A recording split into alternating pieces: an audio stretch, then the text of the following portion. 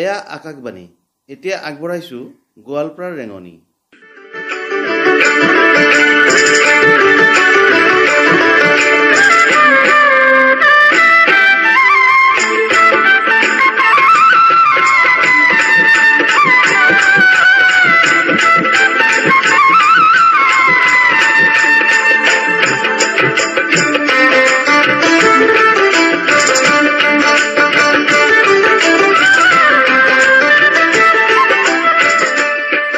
প্ৰিয় শ্ৰোতা, এই অনুষ্ঠানৰ যোগেদি আজি আমি আপোনালোকলৈ লৈ আহিছোঁ গোৱালপাৰা জিলাৰ বিভিন্ন অঞ্চলত থলিতে বাণীবদ্ধ কৰা বাৰ্তালাপ, কিছু গীত মাত ইত্যাদি। শ্ৰোতাসকলে এই অনুষ্ঠান শুনিব পাৰিব FM বেণ্ডৰ 102.6 মেগাহাৰ্টছত। প্ৰিয় শ্ৰোতা, আজি আমাৰ সৈতে আছে অসম চৰকাৰৰ সাংস্কৃতিক সঞ্চালকালয় ৰবীন্দ্ৰ ভৱন গুৱাহাটীৰ পৰা অৱসৰ গ্ৰহণ কৰা উপ সঞ্চালক মুকুল ৰাভা। অৱসৰৰ পিছতো তেখেতে সাংস্কৃতিক জগতখনত যথেষ্ট কাম কৰি আছে। মই তেখেতৰ সৈতে আজি কিছু কথা পাতিবলৈ যত্ন কৰিম। প্ৰথমতে আকাশবাণীৰ এই ৰেঙনি অনুষ্ঠানলৈ আপোনাক স্বাগতম জনাইছোঁ।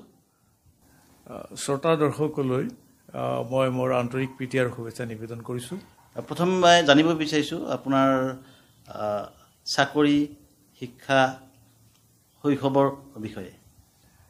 মোৰ জন্ম হৈছিল গোৱালপাৰা জিলাৰ বৰ্তমান ৰাভা আছাম স্বায়ত্ত শাসিত পৰিষদৰ অন্তৰ্গত চতমাতীয়া গাঁওখনত।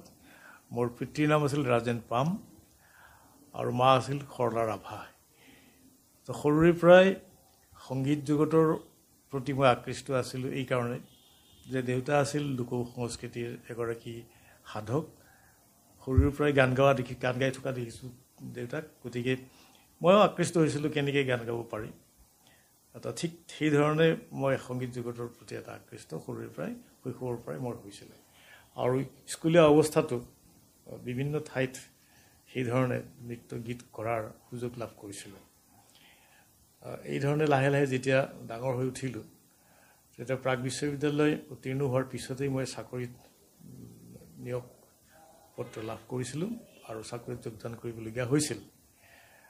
আৰু তেতিয়া আছিল মোৰ বয়স একেবাৰে কম, 22 বছৰ বয়সত এখন প্ৰাদেশিকৃত ME স্কুলৰ প্ৰধান শিক্ষকত মই নিযুক্তি লাভ কৰিছিলোঁ।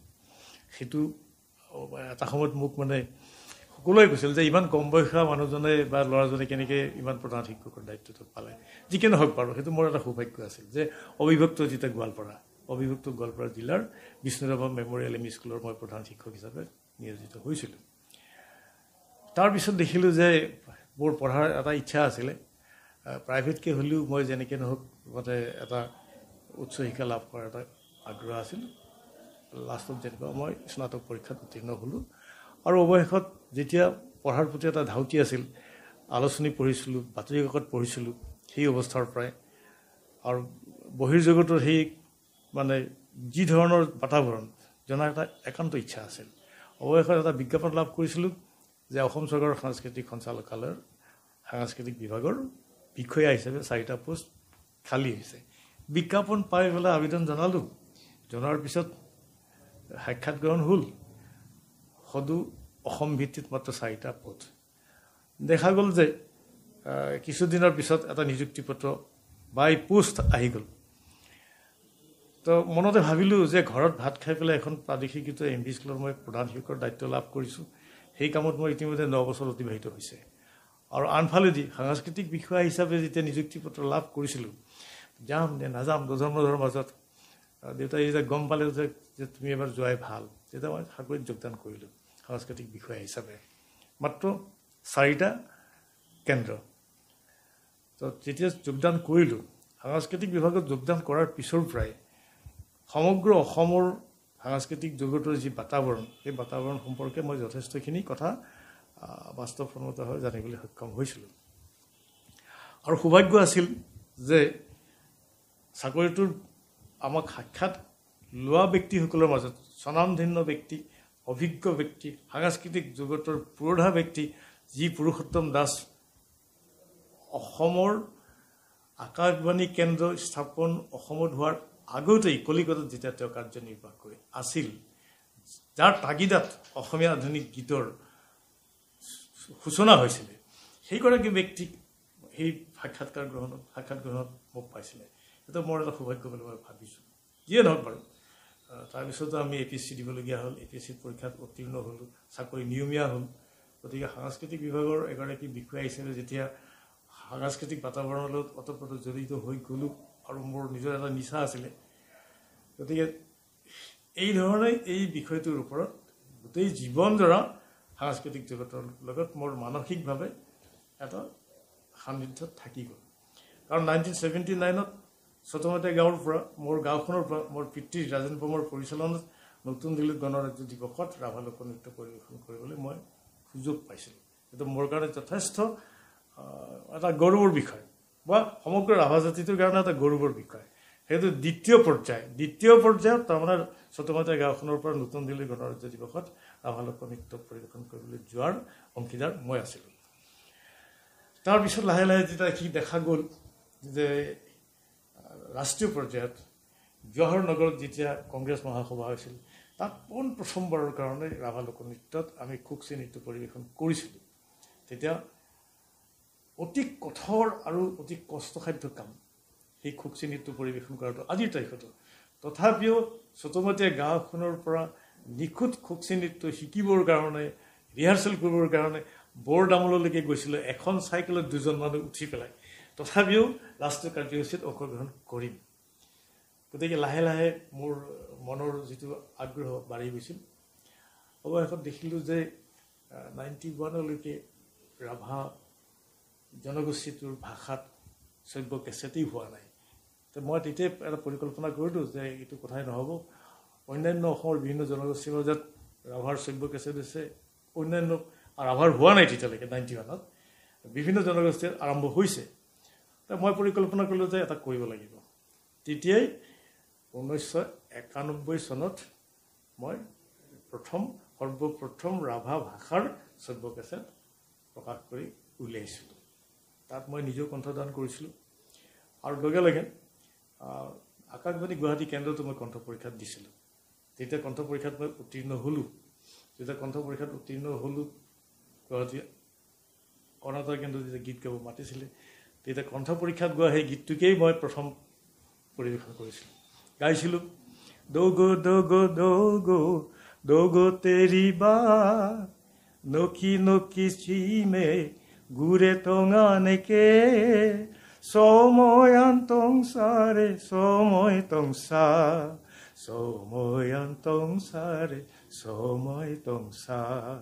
সেই গীতটোৱে মই প্ৰথম ৰেডিঅ'ত গাইছিলোঁ আৰু এই ধৰণে কণ্ঠদান কৰিছিলোঁ দ্বিতীয় পৰ্যায়ৰ আৰু যিটো শ্ৰব্য কেছেট মই নিৰ্মাণ কৰিছিলোঁ তো এই ধৰণে যেতিয়া মনলৈ ভাৱ আহে যে সমগ্ৰ অসমৰ সাংস্কৃতিক জগতৰ যিসকল পুৰণা ব্যক্তি মই লগ পাইছিলোঁ ওস্তাদ কামিনী কুমাৰ নাৰ্জাৰীক মই লগ পাইছিলোঁ দেওধনী নৃত্যৰ ললিতনাথ ওজা মই লগ পাইছিলোঁ আজি কিছুদিন আগত তেখেত স্বৰ্গগামী হৈছে মোৰ অতি শ্ৰদ্ধাৰ বৰপেটা সত্ৰৰ সত্ৰাধিকাৰ বশিষ্ঠদেৱ শৰ্মা তেখেত মোৰ লগত এমাহ আছিল কলিকতাত নতুন দিল্লীত গতিকে আৰু লগ পাইছিলোঁ মই মানে গহন গোস্বামীৰ সত্ৰীয়া সংস্কৃতিৰ এগৰাকী পুৰোধা ব্যক্তি তেখেতৰ সুযোগ্য সন্তান পুণ্যব্ৰত দেৱ গোস্বামী তেখেত মোৰ লগত এমাহ কাল আছিল নতুন দিল্লীত তো এনেধৰণৰ যিসকল ব্যক্তিৰ সান্নিধ্য লাভ কৰিছিলোঁ তেতিয়া মোৰ উপলব্ধি হৈছিল যে প্ৰকৃতাৰ্থত সংস্কৃতিৰ সাধকসকলৰ লগত থকা যিসকল ব্যক্তি তেওঁলোকৰ মানসিক যথেষ্ট শান্তি আছে গতিকে মই ভাবিছোঁ যে চাকৰিটোৰ দায়িত্বটো মোৰ আছেই লগে লগে যেন মই এই দিশটোতো কিছু সেৱা কৰাৰ মনোভাৱ লৈ পেলাই মই আগবাঢ়িছিলোঁ আৰু সেই ধৰণে যেতিয়া মই আগবাঢ়িবলৈ ইচ্ছা কৰিলোঁ তেতিয়া প্ৰথম আপোনাৰ উৎসৱ 1986ত এমাহ কাল মই আছিলোঁ এই শিল্পীসকলৰ লগত নতুন দিল্লীত আৰু 89ত ছেকেণ্ড আপোনাৰ উৎসৱ আছিল বম্বেত তেতিয়া মুম্বাই হোৱা নাই বম্বেত এণ্টায়াৰ বম্বেত তেতিয়া অসমৰ প্ৰায় 3,500 মান শিল্পীসকলক লৈ পেলাই মই এমাহ কাল বম্বেতো আছিলোঁ আৰু তেতিয়াও দেখিছিলোঁ যে বিভিন্ন ধৰণৰ লোক সংস্কৃতিৰ যিসকল সাধক তেওঁলোকৰ শিল্পীসকলৰ যি মানসিকতা এটা সমন্বয় আৰু ভাতৃত্ববোধৰ যি সূচনা সেয়া বাস্তৱসন্মত তেতিয়াহে দেখা যায় যদি প্ৰত্যক্ষভাৱে নিজকে এজন অংশীদাৰ হিচাপে ল'ব পাৰি তেতিয়াহ'লে সেই বাস্তৱতাই আমাক প্ৰকৃততে ভাতৃত্ববোধ আৰু সমন্বয়ৰ বাৰ্তা কঢ়িয়াই আনিব পৰাটো সম্ভৱ হয় ফলত মই চিন্তা কৰিলোঁ যে অসমৰ বিভিন্ন জাতি জনগোষ্ঠীৰ সমন্বয়ৰ কথা আমাৰ বহুতে ব্যক্ত কৰে সাহিত্যৰ সভাত সংস্কৃতিৰ সভাত ৰাজনৈতিক সভাত কিন্তু দেখা যায় বাস্তৱ ক্ষেত্ৰত আমি কিমান দূৰ আগবাঢ়িছোঁ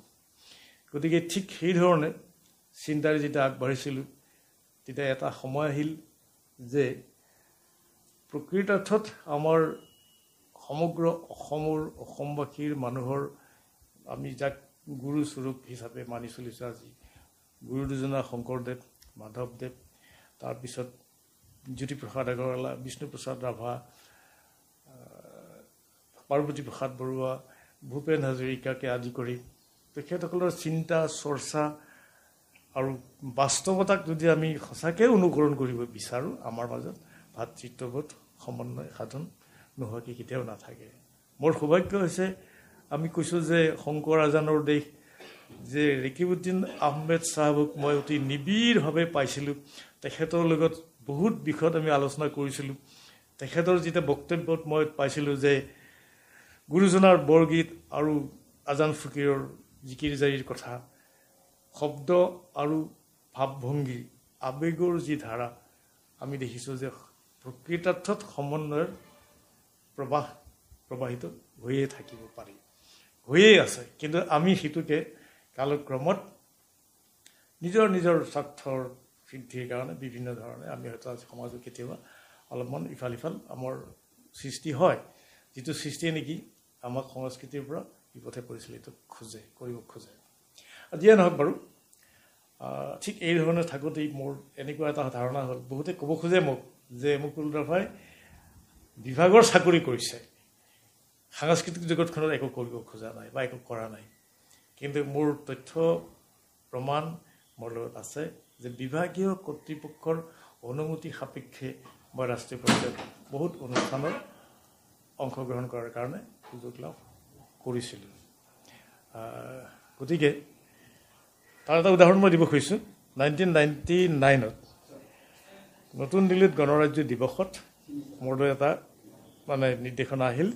যে 150জনী ছাত্ৰী লৈ পেলাই তাত বড়োসকলৰ বাৰ্ডে চিখলা নৃত্য পৰিৱেশন কৰিব লাগে আৰু সেই দায়িত্বটোৰ মানে ষ্টেট কোঅৰ্ডিনেটৰ হিচাপে মোক নিয়োগ কৰিছিলে আৰু মোৰ বিভাগীয় কৰ্তৃপক্ষৰ পৰা তেওঁলোকে মোক অনুমতি প্ৰদান কৰিবৰ কাৰণেও এটা আবেদন জনাইছিলে অৱশেষত মানে মোৰ বিভাগীয় সঞ্চালক মহোদয়া তেতিয়া এগৰাকী আমাৰ মেডাম আছিলে সঞ্চালক মহোদয়াই মোক অনুমতি দিছিলে আৰু সেই অনুমতি সাপেক্ষে মই 150জনী ছাত্ৰীক লৈ পেলাই নতুন দিল্লীৰ গণৰাজ্য দিৱসত বাৰ্ডে চিখলা নৃত্য পৰিৱেশন কৰিছিলোঁ আৰু সৰ্বভাৰতীয় পৰ্যায়ত সেই দলটিৰে আমি প্ৰথম স্থান অধিকাৰ কৰিবলৈ সক্ষম হৈছিলোঁ এইটো আমাৰ কাৰণে এতিয়া যথেষ্ট গৌৰৱৰ বিষয় যে আজিলৈকে 1999 চনত সেই ৰাষ্ট্ৰীয় প্ৰেক্ষাপটত উত্তৰ পূৰ্বাঞ্চলৰ পৰা গণৰাজ্য দিৱসত লোকনৃত্যত অংশগ্ৰহণ কৰি প্ৰথম স্থান অধিকাৰ কৰিবলৈ কিন্তু আজিলৈকে সক্ষম হোৱা নাই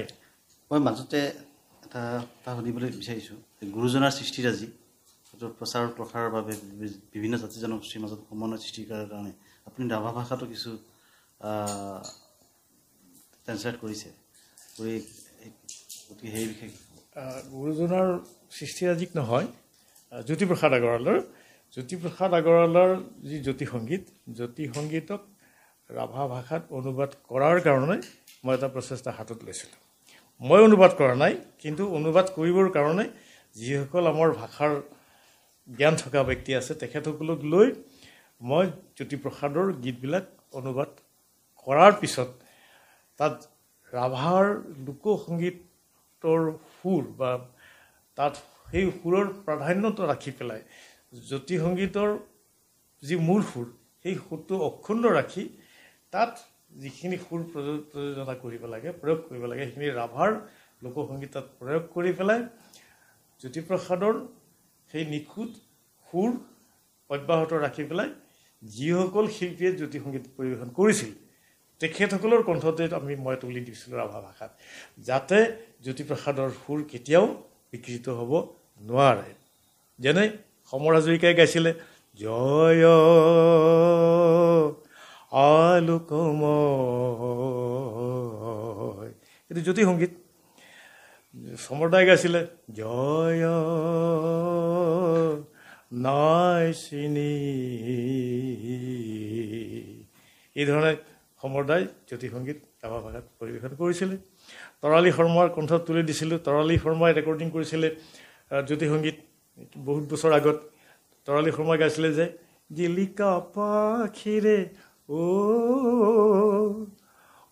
সোণ মৰা চৰাই, ৰাভা ভাষাত তৰালীয়ে গালে লাষ্টত নাই ৰক্ৰেং পাকে নাই ৰক্ৰেং পাকে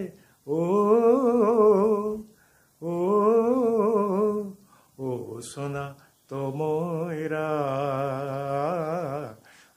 সোণা তমৈৰা। গতিকে এই ধৰণে জ্যোতি সংগীতক ৰাভা ভাষালৈ অনুবাদ কৰাৰ পিছত যেতিয়া মানুহে শুনিবলৈ পালে, তেতিয়া মোৰ বন্ধুবোৰ উৎপল দত্ত গুৱাহাটী আকাশবাণী কেন্দ্ৰত কৰ্মৰত অৱস্থাত আছিলে, আৰু তেখেতে তেতিয়া নতুনকৈ যেতিয়া FM হ'ল 91ত FM-ত বহুত প্ৰচাৰ কৰিছিল ৰাভা ভাষাত এই জ্যোতি সংগীতবোৰ। এতিয়া যিটো আপুনি অৱসৰ লৈছে, অৱসৰৰ পিছতো আপুনি সাংস্কৃতিক জগতখনত কাম কৰি আছে। অৱসৰ লোৱাৰ পিছতো কি হ'ল, যেতিয়া মই চাকৰি কৰি থকা অৱস্থাতো বিভাগীয় অনুমতি সাপেক্ষে যেতিয়া ৰাষ্ট্ৰীয় প্ৰেক্ষাপটত বিভিন্ন অনুষ্ঠানত মই অংশগ্ৰহণ কৰিছিলোঁ, আৰু অংশগ্ৰহণ কৰাৰ সুযোগ লাভ কৰিছিলোঁ এই ধৰণে যে বিভাগীয় অনুমতি লৈ পেলাই মই পৰীক্ষাত দি পেলাই অডিশ্যন দি পেলাই মই এপ্ৰুভ হৈছিলোঁ দুটা চেণ্টাৰত।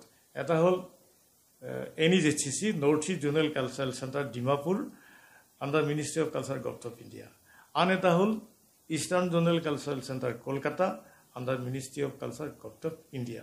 এই দুটা জোনেল কালচাৰেল চেণ্টাৰ প্ৰায় 7খন ৰাজ্য তেওঁলোকৰ অধীনত চলে। এই দুটাক মানে সাংস্কৃতিক কেন্দ্ৰৰ মই অনুমোদন লাভ কৰিছিলোঁ মানে অডিশ্যন দি পেলাই। গতিকে বিভিন্ন ঠাইত যেতিয়া ৰাষ্ট্ৰীয় পৰ্যায়ত মোক অনুষ্ঠান পৰিৱেশন কৰিবৰ কাৰণে মাতিছিল, নৃত্য দল লৈ পেলাই বা লোকনৃত্য গীত গাবৰ কাৰণে মাতিছিল, তেতিয়া মই বিভাগীয় অনুমতি সাপেক্ষে অংশগ্ৰহণ কৰিবলৈ গৈছিলোঁ। মানুহৰ বুজাত ভুল হৈছিল যে মই চৰকাৰী চাকৰি কৰি আছোঁ, গতিকে মই চৰকাৰী চাকৰিহে কৰিছোঁ, কিন্তু তাৰ মাজে মাজে মোৰ ব্যক্তিগত যি প্ৰয়াস আছিল সেই প্ৰয়াসটোত মই অৱতীৰ্ণ হ'বৰ কাৰণে সুযোগ লাভ কৰিছোঁ।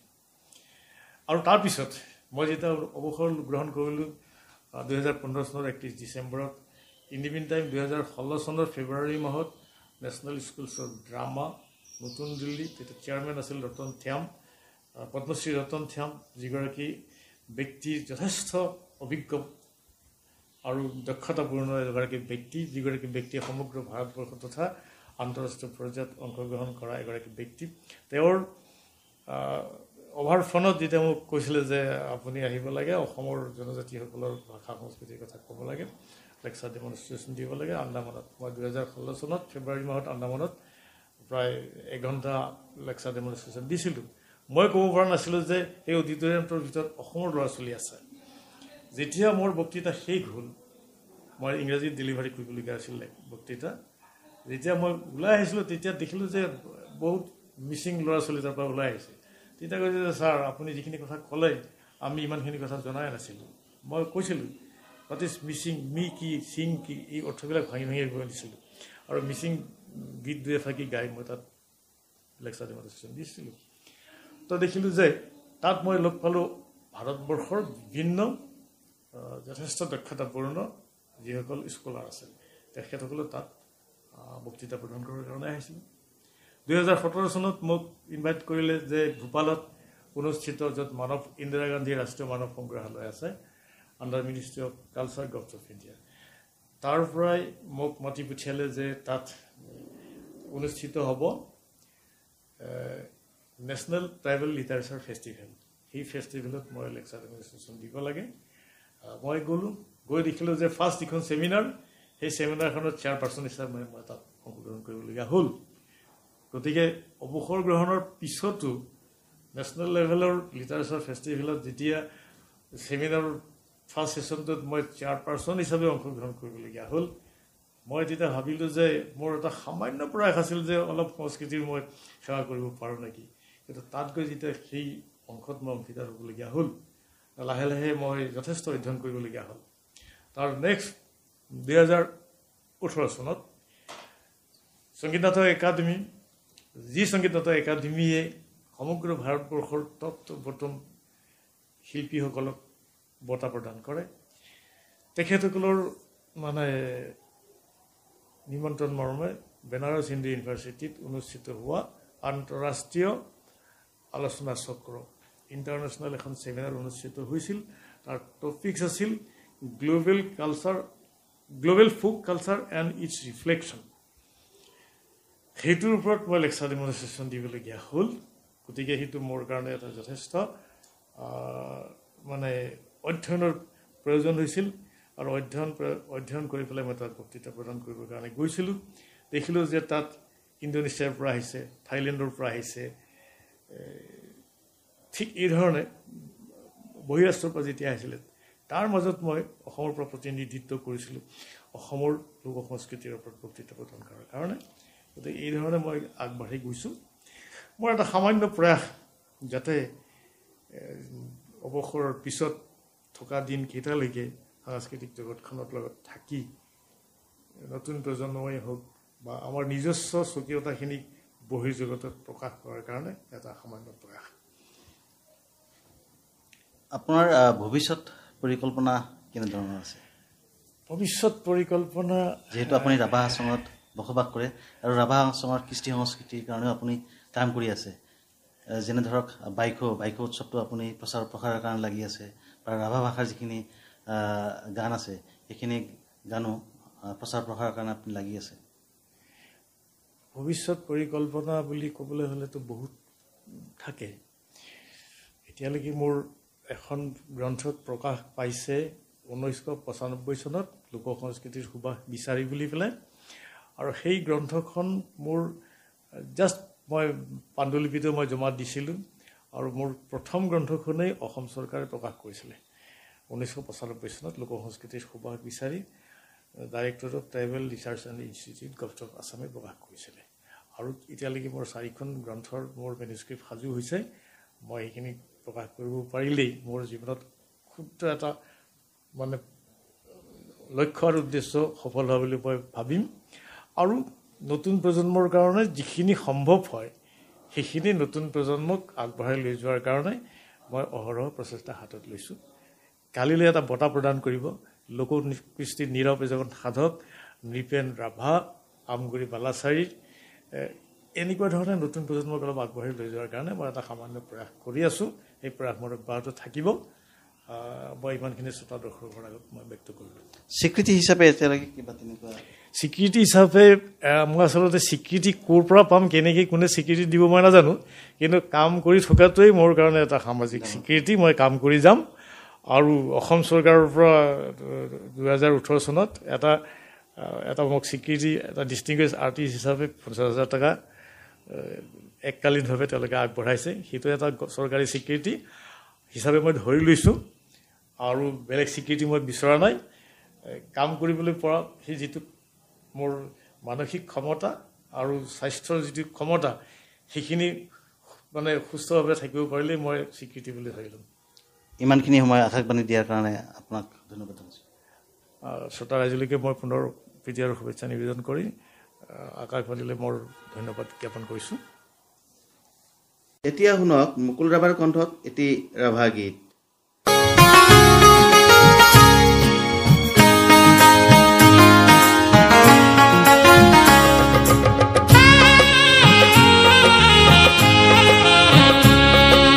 दोगो दोगो दोगो दोगो तेरी बाल नोकी नोकी चीमे गुरे तोंगा नेके सोमोयन तोंचारे सोमोय तोंचार सोमोयन तोंचारे सोमोय तोंचार सोमोयन तोंचारे सोमोय तोंचार दोगो दोगो दोगो दोगो तेरी बाल नोकी नोकी चीमे gure tonga neke somoyan tong chare somoy tong cha somoyan tong chare somoy tong cha somoyan tong chare somoy tong cha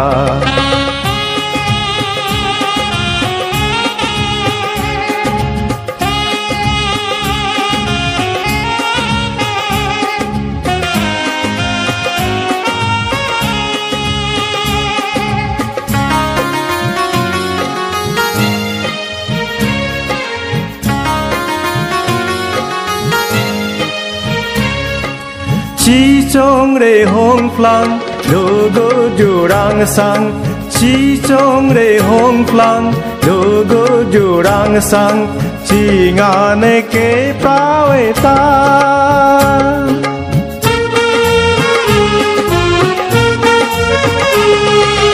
Chi trong re hong plang logo jurang sang Chi trong re hong plang logo jurang sang Chi nga ne ke prawe ta Chi nga ne ke prawe ta Chi nga ne ke prawe ta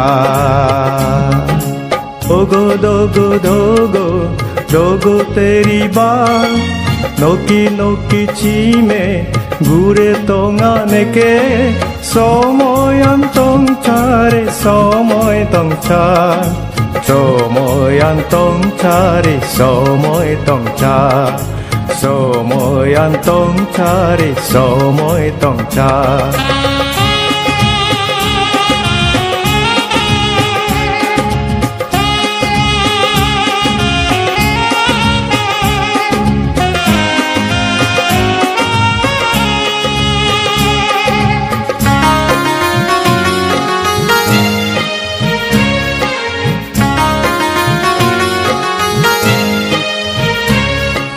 Na tham re gabur tang na tham re dorai tang na tham re gabur tang na tham re dorai tang songi ni dim da kai bijan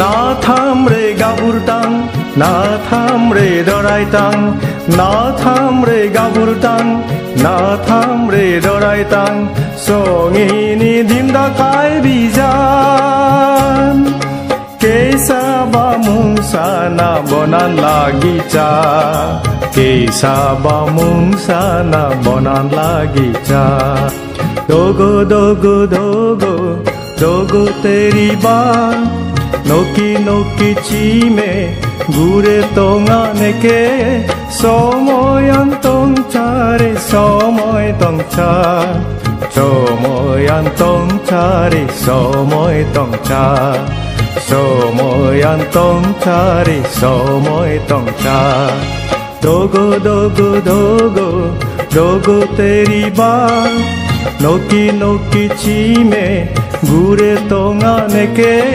Somoyan tong chare somoy tong cha Somoyan tong chare somoy tong cha Somoyan tong chare somoy tong cha